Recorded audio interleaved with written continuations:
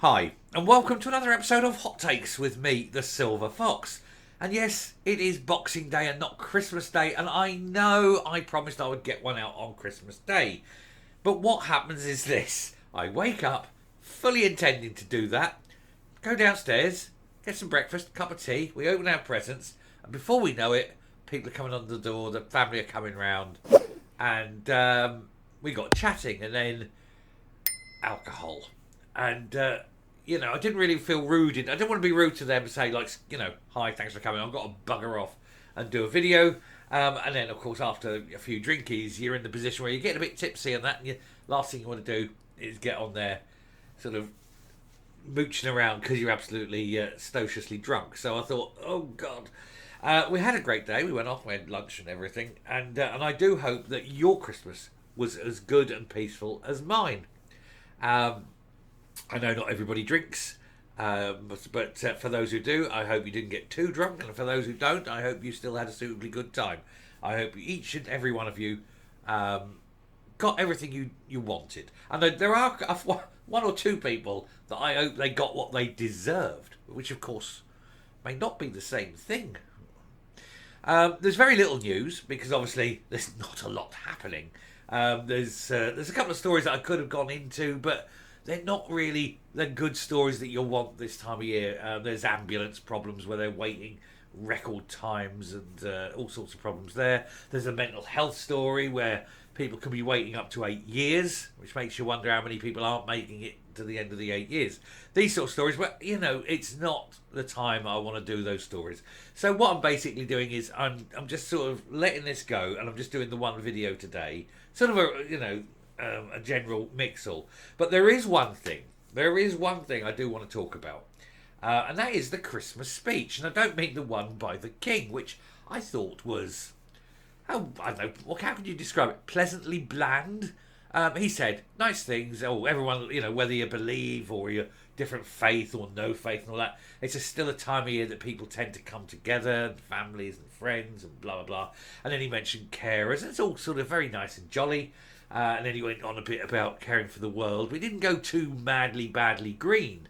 Although, all those years of him being all, what's the word, environmental and tree huggy and things like that. And people thought he was a bit bonkers. And then all of a sudden, everyone goes, oh, he's right, wasn't he? Yes, he was right. He must be sitting there smug as hell, Anyway, no, his speech isn't, of course, the speech that I'm talking about. I'm talking about the other speech, Humza Yousaf. And I thought, first of all, obviously, a bit hypocritical having Humza Yousaf giving a Christmas speech. What with not being his culture. He doesn't understand Christmas. He doesn't understand the meaning of Christmas. He doesn't understand its significance. I mean, he can understand and be told what it is, but there's no cultural acceptance within him. So he's had to give this speech, but it's a meaningless speech from him. And you can guarantee he didn't write it. This was written by some policy wonk and handed to him and say, yeah, you're going to have to read this. And he's like, yes, but it's meaningless to me. He says, yes. That's fine, but you still got to read it. So, of course, he has to go and give his Christmas address, and it's all, it's very bland as well. But at least, to be fair, it wasn't controversial, really. But he did go on about something which did make me laugh. Now, of course, he was talking about the importance of caring and sharing and things. Generally, a human trait, not particularly a religious trait. And so I'll give him that. It was a human trait, caring, sharing, being one with your neighbours and friends. Okay, I'll give him that. But, and this is where I got it, he did go on and say, for some, he said, it has been a very difficult year. And when he said that, my first thought was, yes, hasn't it just for some? Like, for you. Because all of a sudden he's thrust into the highlight once, Cranky has resigned. He thinks, it's great, I'm going to have a whole walk over here. I'm the anointed one. I am, I'm the one that she's been moulding to follow her. And the whole party machine is gearing up behind me to anoint me as the next King of Scotland, as it were. And then he only just scrapes over the line with all that, and he only just does it.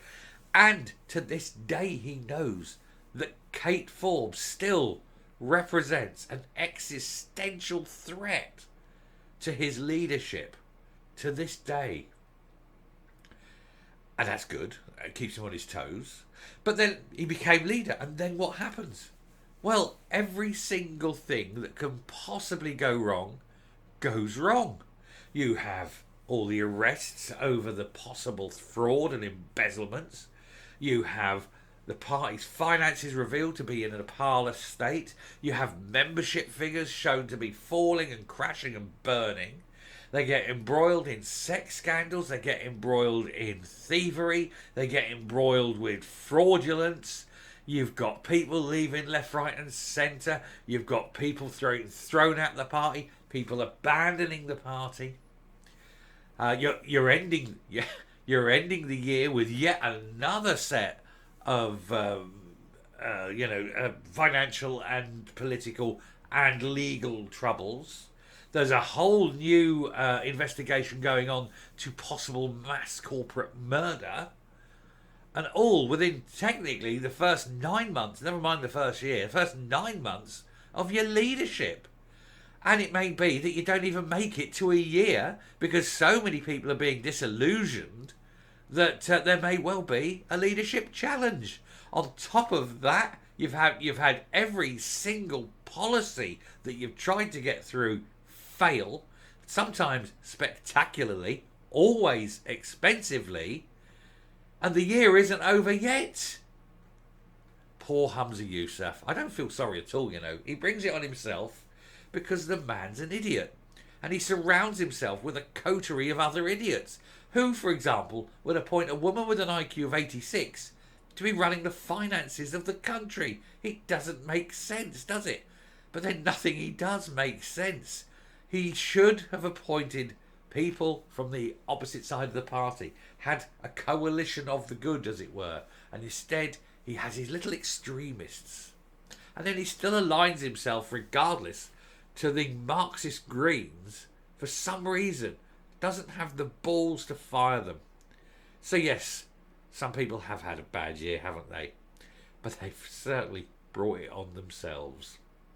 Anyway, that's my little roundup for the day. I will probably do another video tomorrow.